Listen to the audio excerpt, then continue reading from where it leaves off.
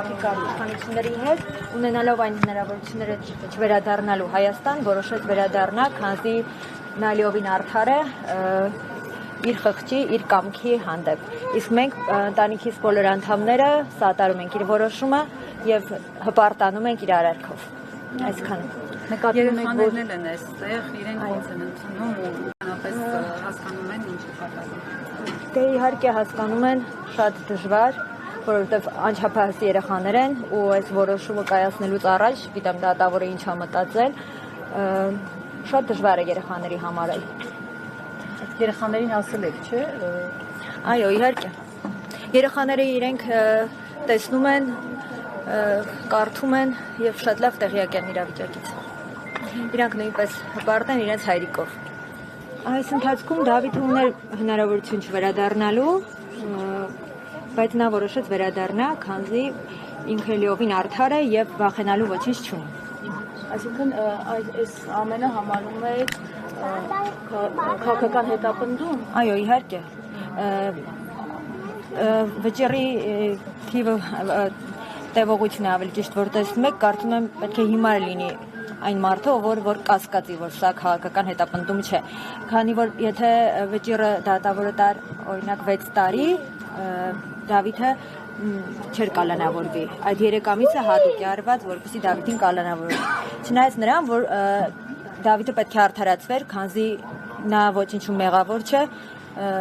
ոչինչ չի արել, որպեսզի արժանանա պատժի։ Եվ որևէ ֆակտում չի կատարել, չէ՞, այսինքն խափանամիջոցի անհրաժեշտություն փոփոխելու լինում է այն դեպքում, երբ որ ռիսկ է առաջանում, այս դեպքում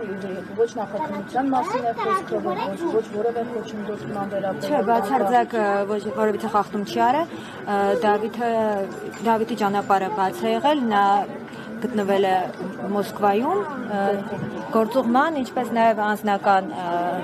հանդիպումներ կային, այդ իսկ պատճառով գտնվել է Մոսկվայում, իմանալով վճռի մասին, հենց առաջին իսկ րոպեից ասել է, որ վերադառնալու է։ 1 րոպե անգամ չի կասկածել իր որոշման մեջ։ Այս պահի դրությամբ ինչ ինֆորմացիա ունեք, վայրեջք կատարել է, հասկանալի եք, տեղյակ եք, ինչ որ process արդեն եղել է օդանավակայանում, որովհետև հակասական տեղեկություններ կային դրսում, մեկն ասում էր, որ արդեն կարծեք տարել են, մեկն ասում է, սպասում ենք այս մուտքով պիտի դուրս գա։ Ճիշտն ասած տեղյակ չեմ, որովհետև այս ընթացքում ձեզ հետ էի զրուցում, հիմա կճշտեմ։ Դուք այսօր 4-ին եք վերադարձել Մոսկվայից։ Կարողացաք համոզել ձեր ամուսնուն, որ ամեն դեպքում վերանայի որոշումը, որովհետև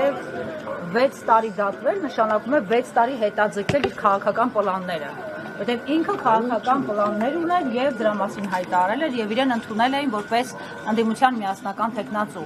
Ու կարծես թե նախապատրաստական աշխատանքների մեջ էին, ամեն դեպս անընդհատ մենք հարցազրույցներից այդպիսի ընկալում ունեինք։ Ճիշտ է, ես այսօր ժամը 4-ին եմ վերադարձել, Դավիթի հետ միասին էի, որպես կին առաջին